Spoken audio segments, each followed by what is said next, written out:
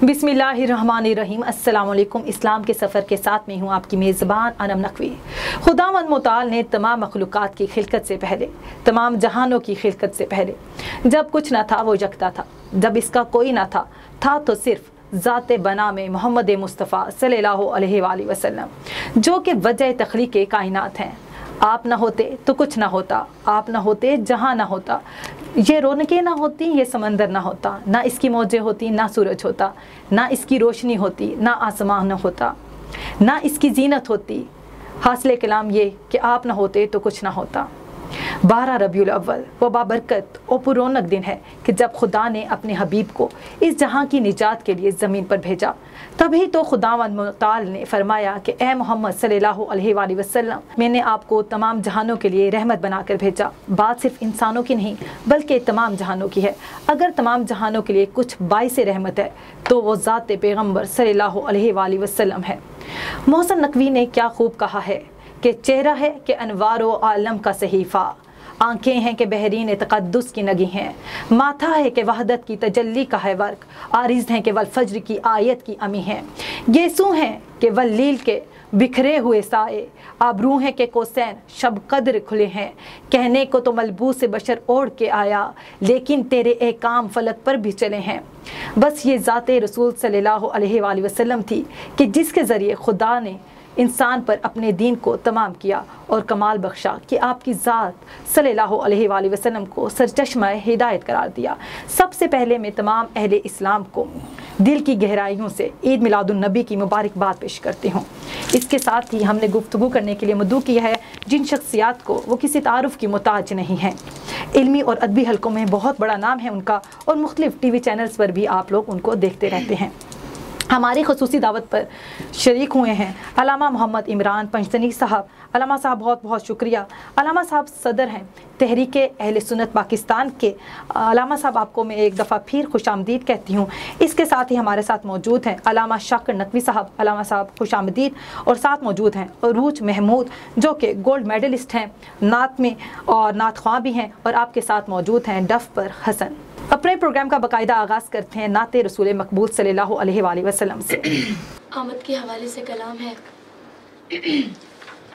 फलक के नज़ारों, ज़मीं की बहारों, फलक के नज़ारों, ज़मीं की बहारों, खुशी सब मनाओ, हुज़ूर आ गए हैं। फलक के नज़ारों, ज़मीं की बहारों, खुशी सब मनाओ, हुज़ूर आ गए हैं। उठो गम के मारो, चलो बेसहारो, उठो गम के मारो, चलो बेसहारो, खबर ये सुनाओ, हुज़ूर आ गए हैं। उठो गम के मारो, चलो बेसहारो, खबर ये सुनाओ, हुज़ूर आ गए हैं। अनोखा निराला वो ज़ीशान आया, वो सारे रसूलों का सुल्तान आया। अनोखा निराला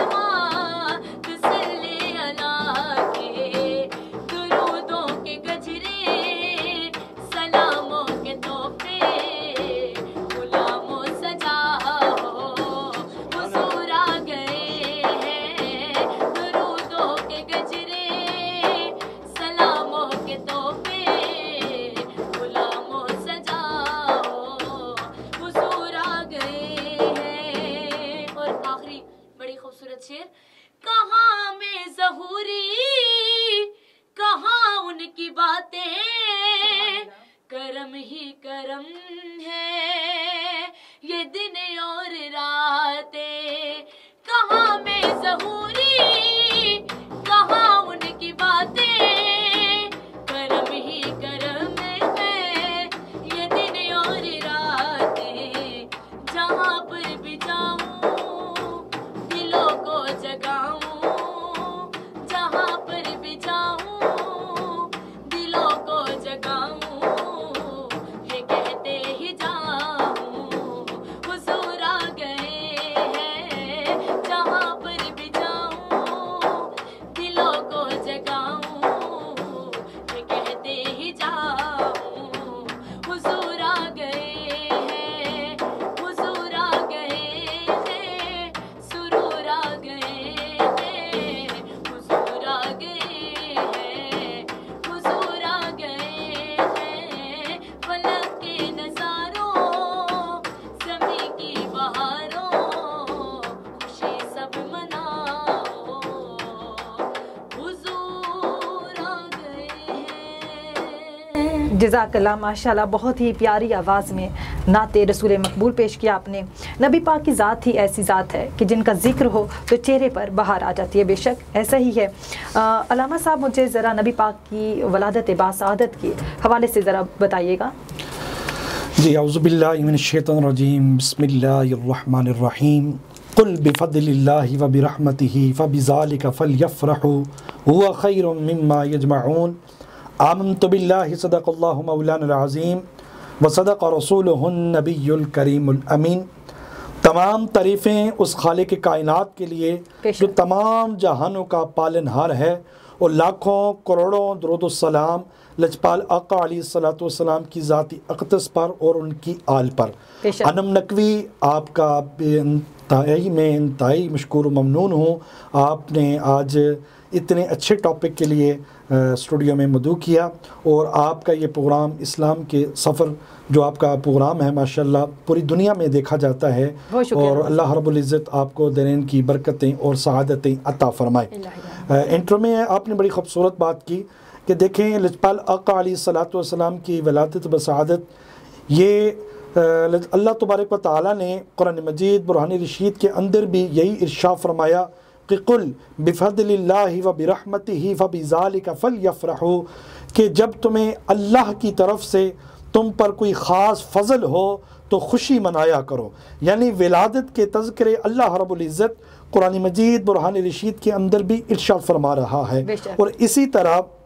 لجپال آقا علیہ الصلوۃ والسلام کی ولادت بسعادت کے حوالے سے تمام سابقہ جتنے انبیاء کرام علیہ الصلوۃ والسلام ہیں، انہوں نے بھی اپنے اپنے وقت میں لجپال آقا علیہ الصلوۃ والسلام کے آمد کے تذکرے کیے ہیں، اور یہاں تک حضرت موسیٰ کلیم اللہ کے پیارے اولو العظم انبیاء میں ان کا شمار ہوتا ہے۔ ایک مرتبہ وہ کوئی طور پہ تھے اور اللہ کی برگاہ میں التجا کرنے لگے کہ میرے مولا، کہ میں نے اپنی کتاب کے اندر ایک ایسی امت کا احوال پڑھا ہے، ایسی امت کے بارے میں پڑھا ہے، وہ آئے گی آخر میں لیکن ان کا مقام سب سے بڑا ہوگا، ان کی فضیلت سب سے بڑی ہوگی، کیونکہ وہ نیکی کا ارادہ کریں گی تو وہ ان کے نامہ اعمال میں ایک مقبول نیکی لکھ دی جائے گی۔ اور پھر فرمایا اے اللہ کہ میں نے اپنی کتاب کے اندر ایک ایسی قوم کے بارے میں بھی پڑھا ہے جو ایک نیکی کریں گی تو ان کے نامہ اعمال میں 10 مقبول نیکیوں کا ثواب لکھ دیا جائے،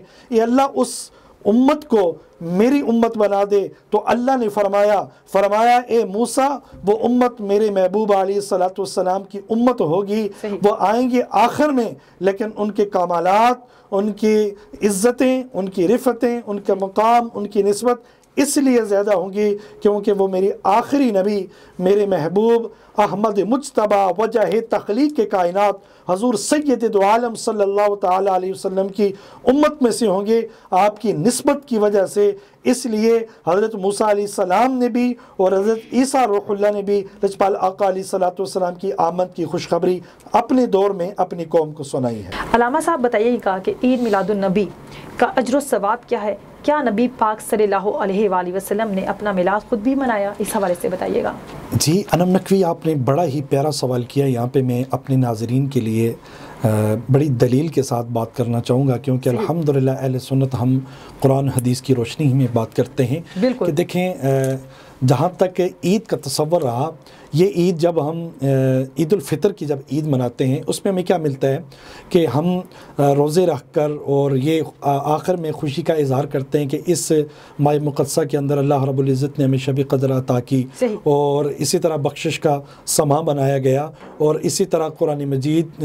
اور برہان رشید کو اس ماہ کے اندر اتارا گیا، نازل کیا گیا۔ اور عید میلاد النبی جو ہے، میں یہاں پہ یہ بات بڑی رسپانسبلٹی کے ساتھ عرض کرنا چاہوں گا کہ یہ عید ساری عیدوں کی عید ہے، اور اس عید کی وجہ سے یہ ساری عیدیں ہمیں میسر آئی ہیں۔ اگر یہ عید نہ ہوتی، یہ دونوں عیدیں بھی ہمیں نہیں ملنی تھی، اس لیے کہ اس پر جو چھوٹی عید ہے عام مخلوقات پر فضل ہوا، لیکن یہ عید میلاد النبی ہے، اس عید کی وجہ سے دونوں جہانوں پر فضل ہوا، چرند پرند پہ فضل ہوا، اور پوری عرش پہ فضل ہوا، فرش پہ فضل ہوا۔ یعنی کہ المختصر میں یہاں پہ یہ کہنا چاہوں گا کہ اللہ نے فرمایا اے محبوب، اگر آپ کو پیدا کرنا مقصود نہ ہوتا تو میں اپنا رب بھی ہونا ظاہر نہ کرتا، لولاک خلقتنی ما اظہرت ربوبیہ، فرمایا میرے محبوب آپ کو پیدا کرنا مقصود نہ ہوتا تو میں اپنا رب ہونا بھی ظاہر نہ کرتا۔ تو انم اس سے اس بات کا پتہ چلا کہ یہ لجپال آقا علیہ الصلوۃ والسلام وجہ تخلیق کائنات ہیں، وجہ تخلیق کائنات ہیں کہ لجپال آقا علیہ الصلوۃ والسلام کی آمد سے یہ ہمیں سب کچھ ملا ہے، وہ اس لیے ہمارا یہ عقیدہ ہے، ہمارا ایمان ہے عید میلاد النبی جو ہے یہ ہمارے لیے دوسری عیدوں سے بھی بڑھ کے ہے کہ اس طرح بچیاں بھی، بچے بھی، جوان بھی، بوڑھے بھی اپنے گھروں کی چھتوں پہ کھڑے ہو کر اہلاً و سہلاً مرحبا اور لبیک یا رسول اللہ کی صدائیں لگا کر یہی بتلا رہے ہوتے ہیں کہ آ گئے سرکار، آمد مصطفیٰ، مرحبا مرحبا۔ بے شک ایسا ہی ہے علامہ صاحب مجھے آپ بتائیے گا نبی پاک صلی اللہ علیہ وآلہ وسلم کا بچپن کیسا تھا؟ جی بالکل، بڑا اچھا آپ نے سوال کیا۔ سیدہ آمنہ پاک لجپال آقا علیہ الصلوۃ والسلام کی والدہ ماجدہ فرماتی ہیں، آپ فرماتی ہیں کہ جب میرے لال کی اس دنیا میں تشریف آوری ہوئی، آپ کا بچپنا دوسرے بچوں سے ڈیفرنٹ تھا۔ لجپال آقا علیہ الصلوۃ والسلام جب جھولے میں تھے اس وقت بھی میرے لجپال آقا علیہ الصلوۃ والسلام چاند سے کھیلا کرتے تھے، جدھر جدھر انگلی کا اشارہ ہوتا تھا چاند ادھر ہی ادھر چلا جاتا تھا۔ اگر عام بچوں کی زندگی میں عام کھلونے ہوتے ہیں تو اللہ تبارک و تعالیٰ نے اپنے محبوبہ علیہ الصلوۃ والسلام کے لیے جو کھلونا بنایا وہ بھی انمول تھا، انمول کھلونا تھا کہ لجپال آقا علیہ الصلوۃ والسلام اپنی انگلی سے چاند کے ساتھ کھیلا کرتے تھے۔ اور یہاں پہ لجپال آقا علیہ الصلوۃ والسلام کی والدہ ماجدہ، اور اس کے بعد آپ کی جب پیدائش ہوئی اس وقت بھی مکہ کے جو مشرک تھے وہ آپ کو صادق اور امین کہتے تھے، آپ ہمیشہ سچ بولا کرتے تھے۔ اور اسی طرح جب آپ چلتے تھے آسمان سے ایک بادل کا ٹکڑا آپ کے سر انور پہ ہوتا تھا کہ وہ آپ کے سائے کے نیچے چلتے تھے۔ صحیح بالکل علامہ صاحب مجھے نبی پاک صلی اللہ علیہ وآلہ وسلم کا کوئی ایک معجزہ بتائیے گا۔ ویسے تو انم لجپال آقا علیہ الصلوۃ والسلام خود معجزہ بن کے تشریف لائے، ان کے معجزات کے اوپر اگر بات کی جائے تو گھنٹوں بلکہ کیا زندگیاں درکار ہیں۔ میں یہ بات یہاں پہ کرتا چلوں، وقت کی قلت ہے کہ اگر سارے سمندروں کی سیاہی بن جائے اور دو کائنات کے سارے درخت جو ہے قلم بن جائیں پھر بھی لجپال آقا علیہ الصلوۃ والسلام کے معجزات لکھنے سے قاصر ہیں۔ المختصر وقت کی قلت کے پیش نظر میں ایک واقعہ عرض کرنا چاہوں گا۔ حضرت مولا علی مشکل کشا شیر خدا کرم اللہ وجہ الکریم، آپ ایک مرتبہ نماز عصر آپ نے ادا نہیں فرمائی تھی۔ وجہ یہ تھی کہ لجپال آقا علیہ الصلوۃ والسلام کا سر انور جو آپ کی گود میں تھا تو آپ لجپال آقا علیہ الصلوۃ والسلام کی والضحیٰ والے چہرے کی زیارت کر رہے تھے تو نماز عصر جاتی رہی، تو لجپال آقا علیہ الصلوۃ والسلام نے تو نماز عصر ادا کر لی تھی۔ ہوا یہ کہ کچھ لمحوں کے بعد ہوں مولا علی مشکل کشا کہ جن کے ذکر سے بھی عبادت ہو، جن کا ذکر کرنا بھی عبادت ہے، اور مومن اور منافق کی پہچان ہی مولا علی مشکل کشا ہو۔ یہ کیسے ہو سکتا ہے کہ ان کی نماز عصر رہ جائے اور وہ تڑپے نہ، نماز سے عشق ان کا دیکھے مولا علی مشکل کشا کا۔ اتنے میں ان کی آنکھوں سے آنسو کا ایک قطرہ لجپال آقا علیہ الصلوۃ والسلام کی لب و رخسار پہ گرا تو لجپال آقا علیہ الصلوۃ والسلام کی جب آنکھ کھلی کہا علی تجھے کس چیز نے رلایا ہے؟ وہ علی علی تم تو اتنے بہادر ہو، تم تو خدا کی بھی شیر ہو۔ تو مولا علی نے فرمایا حضور میری تو نماز عصر رہ چکی ہے۔ تو لجپال آقا علیہ السلام نے فرمایا اے علی بتاؤ نماز قضا پڑھنا چاہتے ہو یا ادا پڑھنا چاہتے ہو؟ اب ایمان کا جملہ آ رہا ہے، آج سنیں کہ اگر مولا علی کو ماننا ہے تو نماز پڑھ کے اور مساجد میں جا کے ماننا پڑے گا۔ مولا علی نے فرمایا کہ اگر آج علی نے قضا پڑھ لی تو علی کے چاہنے والے بھی قضا پڑھیں گے، لیکن علی ادا پڑھنا چاہتا ہے۔ تو مصطفیٰ کریم نے سورج کو، ڈوبے ہوئے سورج کو انگلی کے ساتھ اشارہ کیا، رب کعبہ کی قسم وہ ڈوبا ہوا سورج پلٹ کے واپس اپنی جگہ پہ آ گیا۔ تو مولا علی مشکل کشا نے وہاں نماز عصر جو ہے وقت پہ اور ٹائم پہ پڑھی۔ یہ معجزات میں سے سب سے بڑا معجزہ تھا کہ ڈوبے ہوئے سورج کو لجپال آقا علیہ السلام نے اپنی انگلی سے واپس عصر کے وقت پہ کیا۔ تو یقینی طور پر یہ بہت بڑا معجزہ ہے لجپال آقا علیہ السلام نبی پاک کا بھی یہ فرمان ہے۔ علامہ صاحب میں یہاں پہ ایڈ کرنا چاہوں گی، آپ نے بھی یہ جیسا کہ فرمایا کہ مومن اور منافق کی پہچان کے لیے اس کے سامنے علی کا ذکر کر دو تو جو ہے پتہ چل جاتا ہے کہ مومن ہے کیا منافق ہے۔ علامہ صاحب آپ کی بات کو میں آگے بڑھاؤں گی، بتائیے گا کہ ہماری زندگی کا کیا مقصد ہونا چاہیے اور ہمیں اپنی زندگیاں کس طرح گزارنی چاہیے؟ میں یہاں پہ سمجھو کہ پروگرام کی یہ جان ہے، یہ جو آپ نے سوال کیا ہے کہ دیکھیں آج معاشرے اور سوسائٹی کے اندر ہمارا المیہ یہ ہے، ہماری جو سمت ہے، ہماری جو ڈائریکشن ہے وہ کسی اور سمت ہے۔ آج ہمیں چاہیے کہ ہم نے لجپال آقا علیہ السلام کی مبارک زندگی،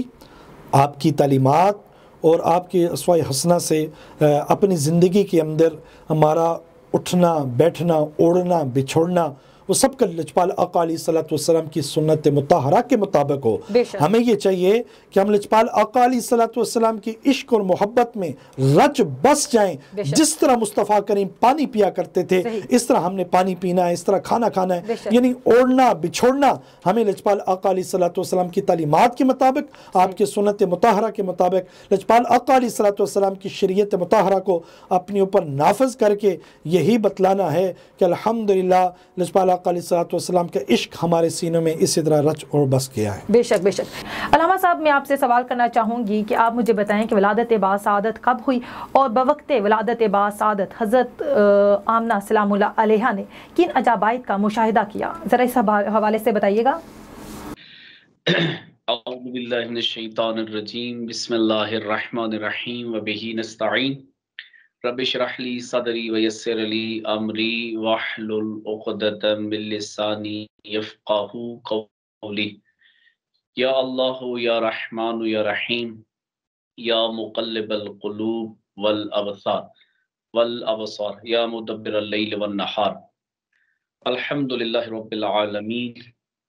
ثم الصلاة والسلام علی رسولہ الکریم ابی القاسم محمد، اللہم صلی علی محمد وآل محمد، اما بعد فقد قال اللہ الحکیم، بسم اللہ الرحمن الرحیم، هو الذی بعث فی الامیین رسولا منہم یتلو علیہم آیاتہ ویزکیہم ویعلمہم الکتاب والحکمہ وان کانوا من قبل لفی ضلال مبین۔ صدق اللہ العلی العظیم وصدق الرسول النبی الکریم۔ سب سے پہلے A1 ٹی وی کا اور آپ کا بہت بہت شکریہ، آپ نے اس لائق سمجھا اور ہمیں موقع دیا کہ ہم اس پاک ہستی کے بارے میں تذکرہ ذکر کر سکیں کہ جس ہستی کی اللہ کی ذات نے بھی، جن کے چہرے کی بھی خدا نے قسمیں کھائی ہیں، جس کی زلفوں کو بھی خدا نے قسمیں کھائی ہیں، اور جس ہستی کے بارے میں اللہ نے فرمایا کہ ہمارا پسینہ جو ہے وہ بے قیمت ہے، یہ واحد محمد صلی اللہ علیہ وآلہ وسلم کی ہستی ہے کہ جن کا پسینہ بے قیمت نہیں ہے، با قیمت ہے۔ اور ماشاءاللہ آپ بہت اچھے طریقے سے وہ کر رہے ہیں۔ اور اب بات یہ ہے کہ جو آپ کے سوال ہے کہ میلاد النبوی کے حوالے سے، ایک تو یہ کہ میلاد کی پاک رسول صلی اللہ علیہ وآلہ وسلم کی ولادت کے بارے میں اس کی مختلف روایات ہیں، جس میں ایک روایت 9 ربیع الاول بھی ہے اور ایک روایت میں 11 ربیع الاول بھی ہے، ایک روایت میں 12 بھی ہے اور ایک روایت میں 17 ربیع الاول بھی ہے۔ مطلب یہ یعنی مختلف قسم کی روایات ہیں، لیکن ان کے لیے تو میں تو بس ایک جملہ کہا کرتا ہوں، ربیع الاول مہینہ ہی وہ پاک مہینہ ہے کہ جو مختص ہے اللہ کے رسول یعنی اللہ کے رسول محمد مصطفیٰ صلی اللہ علیہ وآلہ وسلم کے ساتھ، چاہے 12 ہو یا 17 ہو، یہ پورا ربیع الاول ہی محمد مصطفیٰ کے ساتھ مختص ہے، یعنی اس کے اندر اختلافات ہو سکتے ہیں، تو چاہے 12 ہو یا 17 ہو، یعنی یہ مہینہ اللہ کے رسول کی ولادت کا ہے۔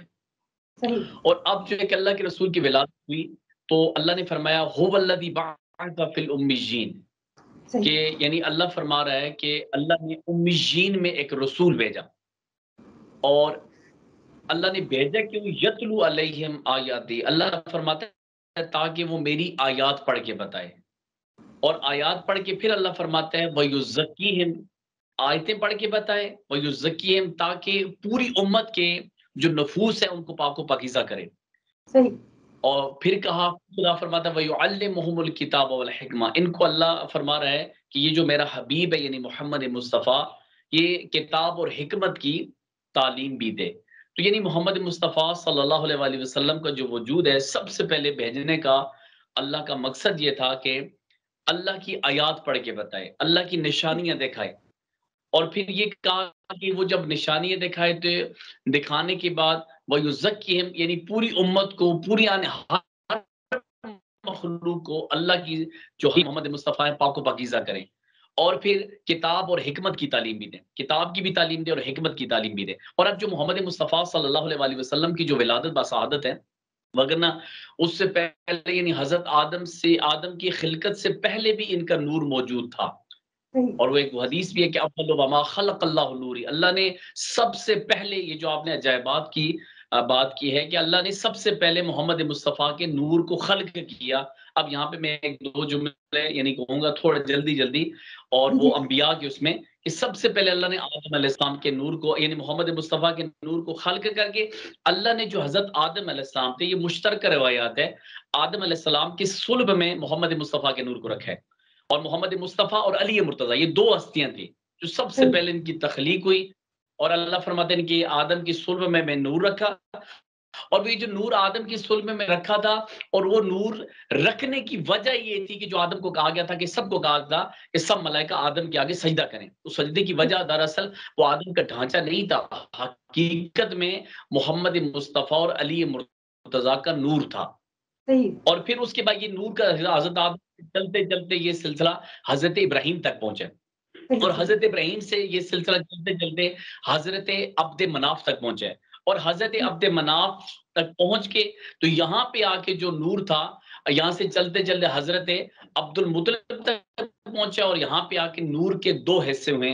ایک حصہ حضرت عبداللہ کی طرف گیا ہے، اور ایک حصہ جو ہے حضرت ابو طالب کی طرف گیا۔ اب جو حصہ حضرت عبداللہ کی طرف تھا وہ 12 ربیع الاول یا 17 ربیع الاول یا 11 ربیع الاول کو محمد مصطفیٰ صلی اللہ علیہ وآلہ وسلم کی صورت میں یہ نور ظاہر ہوا ہے۔ اور پھر یہ اعزاز اور فخر کی بات ہماری یہ ہے کہ اللہ نے واحد محمد مصطفیٰ ہیں کہ جو پوری یعنی ہر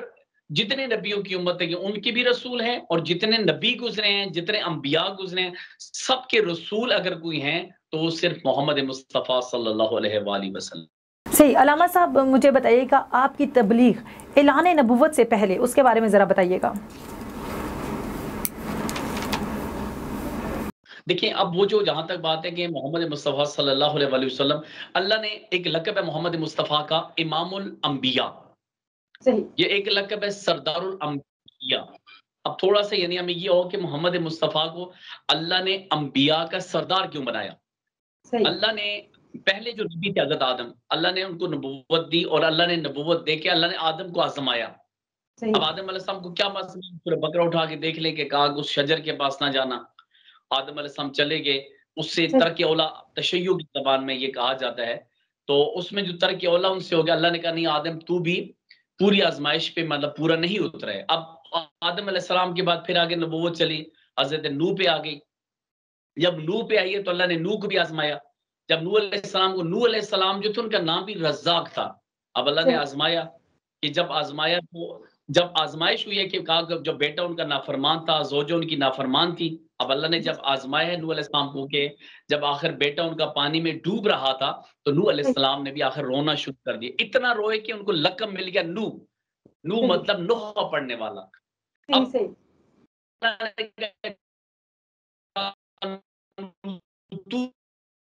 پورا آزمائش نہیں اترا ہے، اور وہ قربانی کی بات ہے، لیکن قربانی کے لیے تو تیار ہو گئے، لیکن جب حضرت اسماعیل کی گردن پہ چھری چلا رہے تھے، حضرت ابراہیم نے بھی اپنی آنکھوں پہ پٹی باندھ دی، فرمایا جا ابراہیم تو بھی آزمائش پہ پورا نہیں اترا ہے۔ اور یہ واحد ہمارے نبی محمد مصطفیٰ،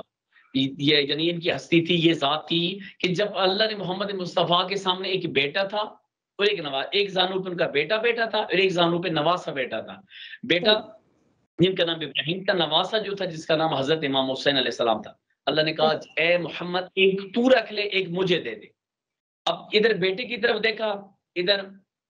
امام حسین علیہ السلام کی طرف دیکھا، اور اپنی جد حضرت ابراہیم والی وہ بات یاد کی کہ حضرت ابراہیم نے دین پر بیٹا قربان کیا تھا، تو یعنی انہوں نے یہ بتایا کہ دین پر بیٹا قربان ہو سکتا ہے مگر بیٹے پر دین قربان نہیں ہو سکتا، تو لہذا انہوں نے کہا کہ میں یعنی بیٹے پہ دین قربان نہیں کرتا، دین پہ بیٹا قربان کرتا ہوں۔ کہا کہ پروردگارہ ایک تو رکھ لے، ایک مجھے دے دے۔ کہا لہذا میرے بیٹے کو لے لے اور ابراہیم کو، میرے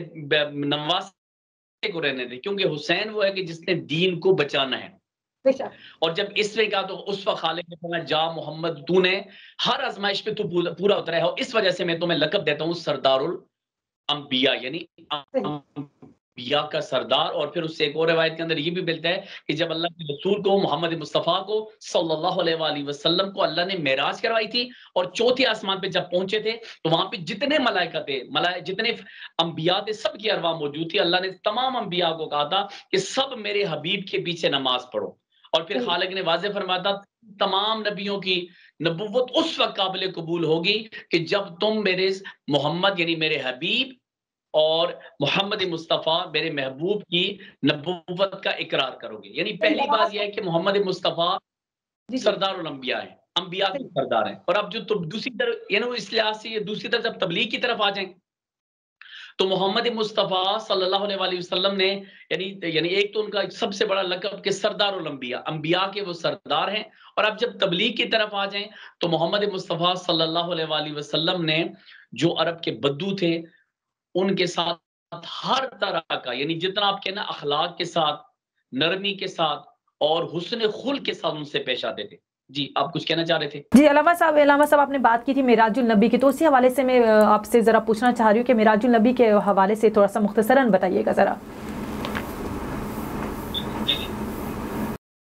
اچھا، معراج النبی پہ عرض کر رہا ہوں کہ اللہ نے محمد مصطفیٰ کو معراج کروائی تھی، یعنی وہ جو 15ویں پارے کی پہلی آیت سبحان اللہ اسرا بعبدہ لیلا، یعنی ایک تو اس میں مختلف الفاظ کہتے ہیں محمد مصطفیٰ نے عالم خواب میں، لیکن ہمیں اس چیز کے قائل نہیں ہے کہ محمد مصطفیٰ بنفس نفیس اللہ نے ان جگہوں کی سیر کروائی تھی، اور اللہ نے ان جگہوں کی یعنی سیر کروائی، اس میں جب چوتھے آسمان پہ پہنچے تھے تو تمام انبیاء نے محمد مصطفیٰ کے پیچھے نماز بھی پڑھی تھی اور پھر وہ معراج سے واپس آئے تھے۔ اور پھر یہاں پہ اب تھوڑا سا میں اس طرف یعنی جو آپ کا ٹاپک ہے موضوع ہے تاکہ وہ اس کے اندر کمی نہ رہ جائے، تو محمد مصطفیٰ یعنی جب محمد اصل میں جو محمد مصطفیٰ صلی اللہ علیہ وآلہ وسلم کا کردار اور اخلاق ایسا تھا کہ بالکل نرمی سے پیش آتے تھے، حسن اخلاق سے، یعنی حسن ان کے اندر خلق تھا، ان کے اندر یہ بہت مٹھاس تھی، اس سے پیش آتے تھے، حتیٰ کہ جو ابو جہل جیسے لوگ، نذر بن کنانہ جیسے لوگ اور ابو لہب جیسے لوگ یہ محمد مصطفیٰ پہ یقین کرنے لگ گئے تھے۔ یعنی 40 سال کے بعد جو محمد مصطفیٰ نے اعلان نبوت کیا ہے اس وقت یہ لوگ 360 خداؤں کی پرستش کرتے تھے، اور جب محمد مصطفیٰ صلی اللہ علیہ وآلہ وسلم نے ان سے کہا، یہ جو نذر بن کنانہ تھا، ابو لہب تھا، ابو جہل تھا، اور یہ 360 خداؤں کی پرستش کرتے تھے جو لکڑی کے خدا بت انہوں نے، تو محمد مصطفیٰ نے جب ان کو بٹھایا اور سمجھایا، کہا کہ بات یہ ہے کہ تم جو حقیقی خدا ہے اس کی عبادت کرو، تو آگے سے انہوں نے کہا جی کہ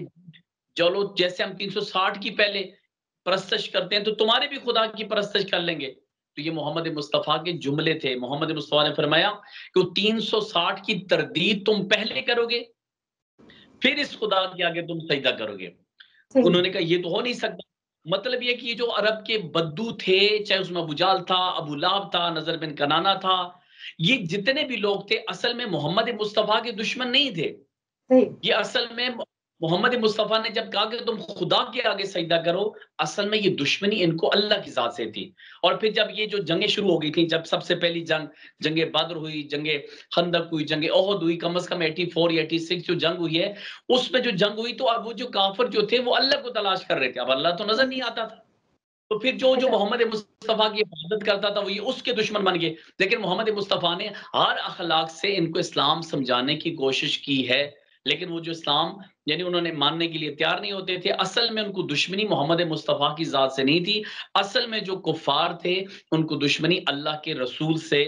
ذاتی طور پہ دشمنی تھی، ان کو دشمنی خدا کے ساتھ تھی، اور خدا کے جو نمائندے تو محمد مصطفیٰ تھے، اور پھر اس وجہ سے ان کی محمد مصطفیٰ سے دشمنی ہوگی. جی اختتام میں ایک شعر کے ساتھ کرنا چاہوں گی. نکاح عشق و مستی میں وہی اول وہی آخر،